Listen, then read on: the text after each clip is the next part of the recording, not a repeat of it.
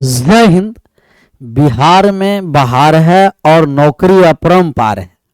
तो बिहार में बहुत सारे वैकेंसी देख रहे हैं कि एकदम वैकेंसी पर वैकेंसी आ रही है। बिहार पुलिस लगभग 20,000 और ये बिहार होमगार्ड जो 15,000 वैकेंसी है। इसके बारे में होमगार्ड के बारे में समझेंगे।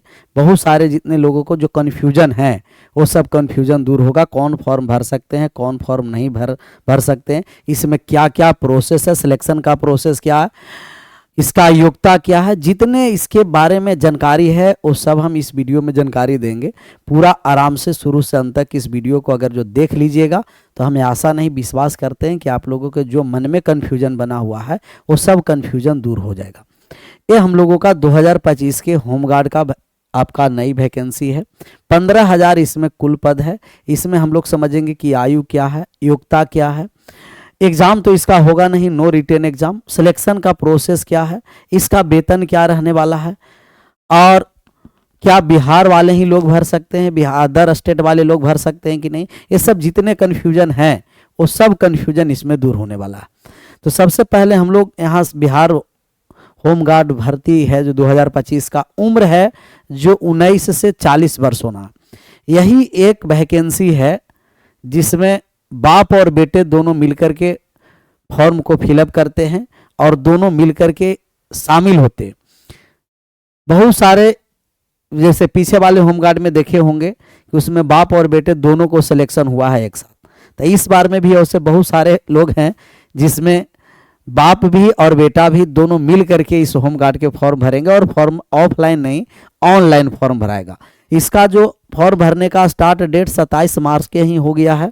27 मार्च से 16 अप्रैल तक चलेगा।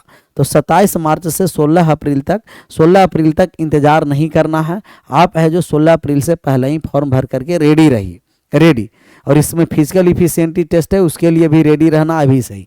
योग्यता है 12th पास। जो लोग 12th पास हैं अर्थात इंटर पास कर गए हैं या इसका समकक्ष अगर कोई डिग्री है तो इस फॉर्म को भर सकते हैं। सिलेक्शन का प्रोसेस है आपका ये 3 सर, इसमें एग्जाम होने वाला नहीं है। ये 3 प्रोसेस से अगर जो आप गुजर गए तो आप समझिए कि सिलेक्शन का प्रोसेस यही 3 है और यही से आप लोग को तीनों से मेरिट लगने वाला। सबसे पहले फिजिकल इफिशियंटी टेस्ट है। इसमें आपका दौड़ होगा और दौड़ सिर्फ क्वालिफाई है, दौड़ से नंबर नहीं है। टोटल 15 अंक का आप लोगों का होगा। जो लंबी कूद होगा, लंबी कूद, हाई जंप हो गया, लॉन्ग जंप हो गया। तो जो ऊंची कूद हो गया हाई जंप, लंबी कूद हो गया लॉन्ग जंप, और एक गोला फेंक। तो ये 3 और ये तीनों में 5-5 नंबर है, अर्थात टोटल 15 अंक। और 15 अंक में आपको मेरिट लगेगा। यही 15 अंकों में क्या लगेगा, मेरिट लगेगा। लॉन्ग जंप, हाई जंप और गोला फेंक इस सभी में तीनों प्रोसेस में प्रत्येक में 5-5 अंक है। अगर फुल में फुल अंक लेके चलाएं तो टोटल 15 अंक मिलेगा और यही 15 अंक में मेरिट लगने वाला है। 15,000 के अगर रैंक में आप आ गए तो समझिए कि एक पोस्ट आपका पक्का हो गया। फिजिकल इफिशियंसी टेस्ट हो जाएगा, डॉक्यूमेंट वेरिफिकेशन, मेडिकल, इसके बाद मेरिट, फिर मिठाई खिलाने के लिए तैयार। इसमें मिठाई खिलाने के लिए टीचर का कोई योगदान नहीं रहेगा, आप सभी लोगों का अपना मेहनत रहेगा, क्योंकि इसमें कोई रिटर्न है नहीं। आप लोगों का लिखित इसमें लिया जाएगा नहीं। ये सिर्फ और सिर्फ क्या है, आप लोगों का फिजिकल पर है, फिजिकल पर। ये आप लोग का दिया गया है ऑनलाइन का प्रोसेस और ऑनलाइन आवेदन किया जाएगा जो 27 मार्च से 16 अप्रैल तक का होगा। 27 मार्च से 16 अप्रैल तक यहाँ दिया है गैर आरक्षित या आरक्षित रूप से कमजोर पिछड़ा वर्ग और थर्ड जेंडर सहित अत्यंत पिछड़ा वर्ग, उसको 200 रुपया फॉर्म भरने में लगेगा। और बाकी अनुसूचित जाति और अनुसूचित जनजाति और महिला को 100 रुपया लगेगा फॉर्म भरने में। 200 रुपया, SC ST महिला को 100 रुपया और बाकी सभी लोगों को 200 रुपया लगेगा। 200 फॉर्म भरने में तो ज़्यादा पैसा भी नहीं है। अब बात को समझिए कि फॉर्म भर सकता है कौन कौन। तो फॉर्म भरने के लिए यह स्पष्ट रूप से लिख दिया है कि फॉर्म वे लोग भर सकते हैं जो अभ्यर्थी बिहार के अस्थायी निवासी होंगे। सिर्फ और सिर्फ बिहार के जो निवासी हैं वही इस फॉर्म को अप्लाई कर सकते हैं और जिनका आयु 19 से 40 वर्ष हो। तो सिर्फ और सिर्फ बिहार वाले, अदर स्टेट वाले नहीं, होमगार्ड में अदर स्टेट वाले नहीं, ओनली फॉर बिहार वाले हैं। और इनका जो उम्र का दिनांक जो दिया जाएगा 1/1/25 से स्टार्ट किया जाएगा और अधिकतम उम्र कितना होना है, 40 वर्ष होना है। शैक्षणिक योग्यता क्या है, 1/1/2025 तक उच्चतम माध्यमिक मतलब इंटर पास होना है, 10+2 क्या होना है, पास होना है, या इसका राज्य सरकार द्वारा मान्याप्त इसके समकक्ष अगर कोई भी आपके पास सर्टिफिकेट है तो इस फॉर्म को आप भर सकते हैं। तीसरा है शारीरिक योग्यता, अभ्यर्थी को शारीरिक रूप से कठिन मैदानी कार्य के लिए सक्षम होना चाहिए, मतलब फील्ड वर्क काम है, रक्षा करना काम है। होमगार्ड का ही मतलब कि रक्षा करना, गृह रक्षक। कौन सा रक्षक, गृह रक्षक। तो आप सभी लोग गृह रक्षक होने के लिए तैयार हो जाए। सबसे पहले प्रोसेस समझ लिए क्या है, सिर्फ और सिर्फ बिहार के लोग ही भर सकते हैं। इनका 1/1/25 तक 1/1/25 से उम्र लिया जाएगा, 19 से 40 होना है। शैक्षणिक योग्यता 10+2 होना है। इसका फील्ड वर्क है, तो फील्ड वर्क। चलिए इस पर हम आ जाते हैं। शारीरिक मापदंड क्या है, हाइट क्या है। बहुत सारे लोग का हाइट का कंफ्यूजन रहता है और इसमें हाइट भी लिया जाएगा। तो हाइट कह रहा है कि सभी वर्ग के पुरुष के लिए जो पूर्णिया एवं कोसी क्षेत्र के नहीं है, तो कोसी परमंडल और पूर्णिया को छोड़कर कोसी परमंडल और पूर्णिया के जितने लोग हैं उनके लिए कुछ है जो हाइट में रियायती मिला है, मतलब छूट मिला है। तो कोसी परमंडल और पूर्णिया को छोड़कर न्यूनतम ऊंचाई 5 फीट 4 इंच होना है। 5 फीट 4 इंच होना है, अर्थात कितना है, 162.58 सेंटीमीटर। 162 सेंटीमीटर भी बोल सकते हैं, या आप 163 सेंटीमीटर है तो और अच्छा है। तो 162.58 सेंटीमीटर है। और एक कह रहा है आपको कि जिला में पूर्णिया हो, अररिया हो, किशनगंज हो, कटिहार, सहरसा, सुपौल एवं मधेपुरा जिला के पुरुष अभ्यर्थी के न्यूनतम ऊंचाई 5 फीट 2 इंच है। तो जो पूर्णिया और कोसी क्षेत्र के जो लोग हैं, कोसी परमंडल के लोग, उनको 5 फीट 2 इंच चाहिए। 5 फीट 2 इंच अर्थात 157.5 सेंटीमीटर, 157 सेंटीमीटर चाहिए। और सभी वर्ग के महिलाओं के लिए 153 सेंटीमीटर। जितने वर्ग SC ST जनरल जितने वर्ग हैं जो सब महिला में हैं, वो सभी को 153 सेंटीमीटर हाइट होना चाहिए। हाइट के लिए फिर से एक बार समझ लेना, पूर्णिया और कोसी क्षेत्र को छोड़ करके 5 फीट 4 इंच अर्थात 162.58 सेंटीमीटर सभी पुरुष के लिए। और पूर्णिया और कोसी क्षेत्र वाले लोग के लिए, कोसी क्षेत्र अररिया, किशनगंज, कटिहार, सहरसा, सुपौल, मधेपुरा जिला के पुरुषों के लिए 5 फीट 2 इंच 157 सेंटीमीटर। और सभी वर्ग के महिलाओं के लिए 153 सेंटीमीटर हाइट होनी चाहिए। इसमें सीना क्या है, और सीना फुलाने के लिए महिलाओं के लिए नहीं, सिर्फ पुरुष के लिए होता है। ऐसे यहाँ नोट में करके लिख दिया है, इसको हम लास्ट में बताएंगे। सबसे पहले सीना में क्या होना है, कह रहे हैं सभी वर्गों के पुरुष के लिए, स्त्री के लिए नहीं, पुरुष के लिए 31 इंच बिना फुलाए, मतलब कि 79 सेंटीमीटर। कितना सेंटीमीटर, 79 सेंटीमीटर होना है। लेकिन पूर्णिया और कोसी परमंडल के लिए, अररिया, किशनगंज, कटिहार, सुपौल के लिए 30 इंच 76 सेंटीमीटर। कितना सेंटीमीटर, 76। 56 इंच तक सीना होता है, लेकिन 31 इंच चाहिए पूर्णिया, कटिहार, कोसी क्षेत्र को छोड़ करके, और बाकी 30 सेंटीमीटर चाहिए पूर्णिया और कोसी क्षेत्र वाले की। तो हो जाएगा, आराम से हो जाएगा आप लोगों को। 70 सेंटीमीटर बिना फुलाए और 79 सेंटीमीटर बिना फुलाए। सभी वर्ग के महिलाओं के लिए सीना की माप नहीं होगी, तो सीना मापी नहीं जाएगी, कोई भी वर्ग का महिला हो। और इसमें नोट में कह रखा है कि थर्ड जेंडर अभ्यर्थी के लिए शारीरिक मापदंड तथा शारीरिक दक्षता परीक्षा का मापदंड महिला के अभ्यर्थियों के समान होंगे। तो जितने थर्ड जेंडर वाले लोग हैं, जो महिला का जो क्राइटेरिया रखा गया है उसी के समान थर्ड जेंडर वाले का होगा। और इसका चरित्र, अभ्यर्थी का नैतिक चरित्र स्वच्छ होना चाहिए।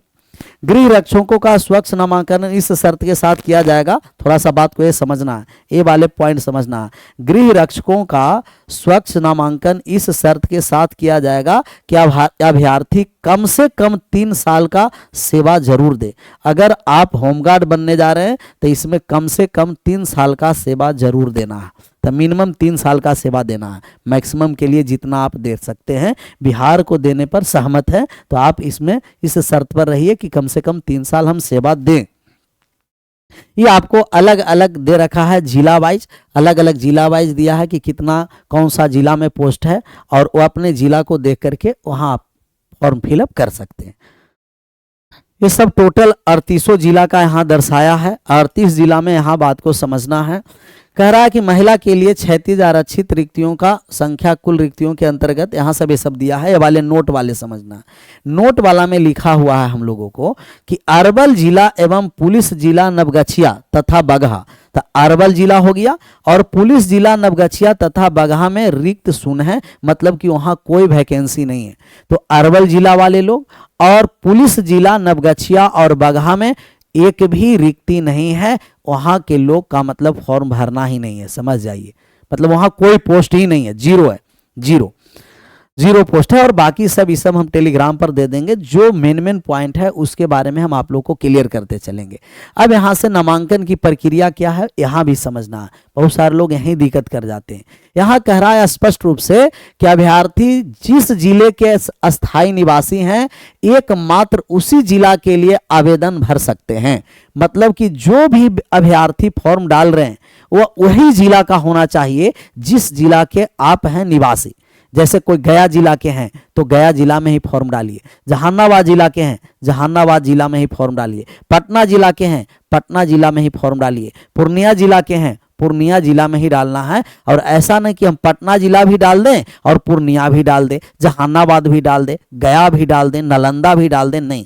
कोई भी व्यक्ति जो जिस जिले के होंगे वही जिला में फॉर्म भरेंगे। और यहाँ और स्पष्ट रूप से लिख दिया है कि यदि कोई भी अभ्यर्थी एक से अधिक जिला से आवेदन पत्र भरते हैं तो ऐसी स्थिति में उनके सभी आवेदन रद्द किए जाएंगे। अगर अपना जिला भी भर दिए, थोड़ा सा ज्यादा चालाकी करके सिवान जिला भर दिए, जा करके छपरा जिला भर दिए, तब उस समय दोनों आपको अपना जिला वाले भी और दूसरे जिला वाले भी अगर भर रहे हैं वहां भी आपका रद्द हो जाएगा, रद्द हो जाएगा। तो ये ध्यान रखना है, जिस जिले के लोग हैं उसी जिला में फॉर्म भर सकते हैं, उसके आगे अलग जिला में नहीं। ये आपका दे रखा है कि ऑनलाइन आवेदन करना है, 10+2 होना है, शारीरिक दक्षता की परीक्षा प्रक्रिया नियमानुसार एवं आधुनिक तरीके से होगा। बाकी ये सब नोटिस डिटेल में हम डालेंगे, आराम से पढ़िएगा। जो हम लोग का मेन मुद्दा है वही हम लोग समझेंगे। अच्छा, शारीरिक योग्यता या दक्षता क्या है? शारीरिक योग्यता या दक्षता में जिला स्तर पर आयोजित किया जाएगा, अपने अपने जिला पर होगा, जो कुल 15 अंक का होगा। कितने अंक का होगा? 15 अंक का होगा। शारीरिक योग्यता दक्षता के परीक्षा क्रमबद्ध होगा जो निम्नलिखित है। पहला में बायोमेट्रिक वगैरह ये सब जितना कराना है वो सब दौड़ वगैरह कर लेगा। अगर जो दौड़ में सफल हुआ तब फिर आगे ऊंची कूद होगा, लंबी कूद होगा और गोला फेंक होगा। फिर ऊंची कूद, लंबी कूद, गोला फेंक के लिए प्रत्येक को 5-5 अंक दिया जाएगा। तो ऊंची कूद में 5 अंक, गोला के लिए 5 अंक, लंबी कूद में 5 अंक, हाई जंप, गोला और लॉन्ग जंप, ये सब 5-5 टोटल कितना अंक हो गया?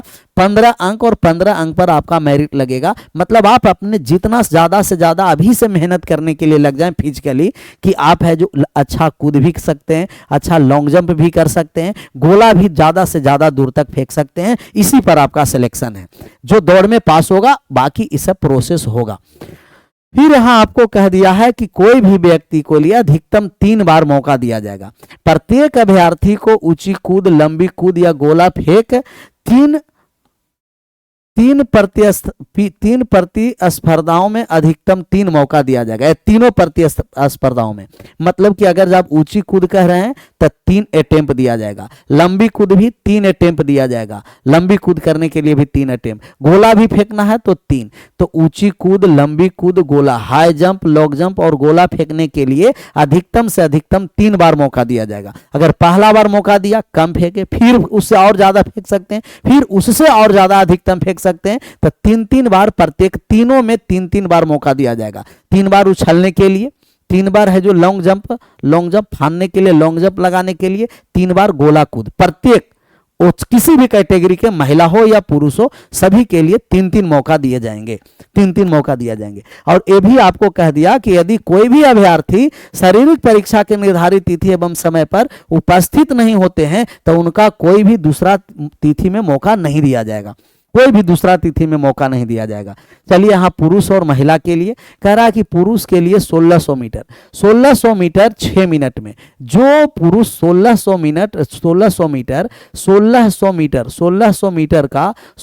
मीटर का दूरी अगर 6 मिनट में दौड़ लेता है तो ये दौड़ में क्या हो जाएगा, पास। दौड़ में क्या हो जाएगा सर, पास। दौड़ में पास हो जाएगा, और दौड़ में पास हो जाएगा तब लंबी कूद, ऊंची कूद और गोला फेंका जाएगा। और महिला के लिए है कि 5 मिनट में कितना है जी, कहिएगा 5 मिनट में। ये कितना मिनट में है, 5 मिनट में। तो 5 मिनट में है, और इसको कितना है, 1600 मीटर है जो 6 मिनट में।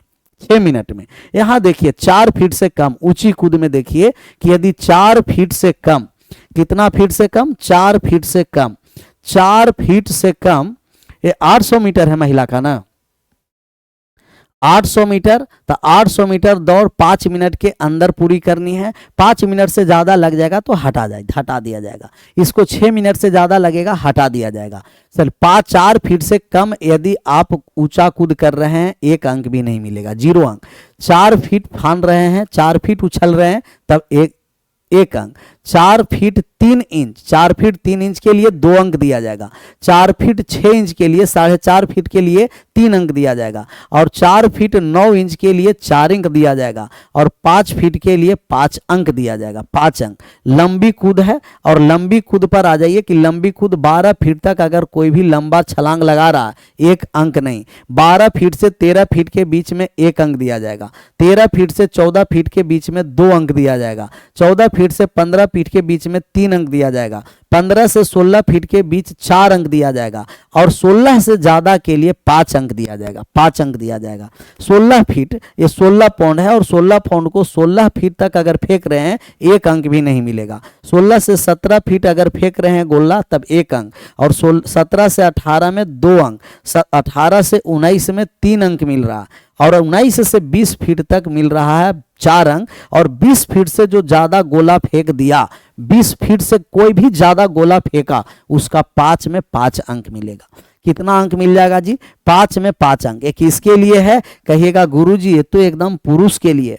ये किसके लिए है, पुरुष के लिए। तो पुरुष के लिए 1600 मीटर 6 मिनट के अंदर मारना है, 6 मिनट तक। 6 मिनट से ज़्यादा लगेगा, इसको हटा दिया जाएगा, फिर इसको प्रोसेस नहीं किया जाएगा। अगर 6 मिनट में मार दिया 1600 मीटर दौड़ कर लिया, तब ऊंची कूद, लंबी कूद और गोला फेंक, इसमें 3 बार आपको प्रोसेस दिया, 3 बार मौका दिया जाएगा। 3 बार में अगर मैक्सिमम, अगर 5 अंक लाना चाहते हैं तो 16 फीट से ज़्यादा आप लंबी कूद लगाइए। और गोला में अगर 5 अंक लाना चाहते हैं तब 20 फीट से ज़्यादा लंबाई तक, 20 फीट से ज़्यादा फेंकिए। और 5 फीट अगर ऊंची कूद अगर कर लिए तब 5 अंक मिलेगा। महिला के लिए आइए, महिला के लिए है कि ये 800 ही मीटर है ना महिला का। महिला के लिए 800 मीटर। अच्छा 800 मीटर कितना मिनट में जी, 4 मिनट है कि 5 मिनट, 5 मिनट। 5 मिनट में 800 मीटर है। 5 मिनट में कितना मीटर है, 800 मीटर। 800 मीटर 5 मिनट में, 5 मिनट में कितना है, 800 मीटर।